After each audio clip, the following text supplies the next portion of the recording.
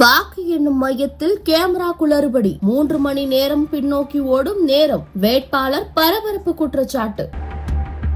சீர்காழி சட்டமன்ற தொகுதியில் வாக்குப்பொட்டிகள் வைக்கப்பட்டுள்ள பாதுகாப்பு அறையின் கண்காணிப்பு கேமராக்களில் நேர குளறுபடி ஏற்பட்டுள்ளதாக தமிழக வெற்றி கழகத்தின் வேட்பாளர் மற்றும் அக்கட்சியின் மாவட்ட செயலாளர் பரபரப்பு புகார் தெரிவித்துள்ளார். மயிலாடுதுறை மாவட்டம் மன்னம்பந்தல் பகுதியில் உள்ள ஏவிசி கல்லூரியில் சீர்காழி, பூம்புகார் மற்றும் மயிலாடுதுறை ஆகிய 3 தொகுதிகளின் வாக்குப்பொட்டிகள் பலத்த பாதுகாப்புடன் வைக்கப்பட்டுள்ளன. இந்த பாதுகாப்பு அறைகளை கண்காணிக்கும் வகையில் பொருத்தப்பட்டுள்ள சிசிடிவி கேமரா காட்சிகளை பார்வையிட வேட்பாளர்களின் முகவரிகளுக்கு அனுமதி வழங்கப்பட்டுள்ளது. இந்த நிலையில் காலை மற்றும் மாலை நேரங்களில் காட்சிகளை ஆய்வு செய்தபோது அங்குள்ள கணினியில் காட்டப்படும் நேரத்திற்கும் கேமராக்களில் பதிவாகும் நேரத்திற்கும் இடையே பெரும் முரண்பாடு இருப்பது கண்டறியப்பட்டது. கண்காணிப்பு கேமராக்கள் அனைத்தும் நேரடி ஒளிபரப்பிற்கு மாறாக சுமார் 3 மணி நேரம் பின்னோக்கி ஓடிக்கொண்டிருக்கின்றன. உதாரணமாக தற்போதைய நேரம் இரவு 8 மணி என்றால் திரையில் மாலை 5 மணி என காட்டப்படுகிறது. இதுகுறித்து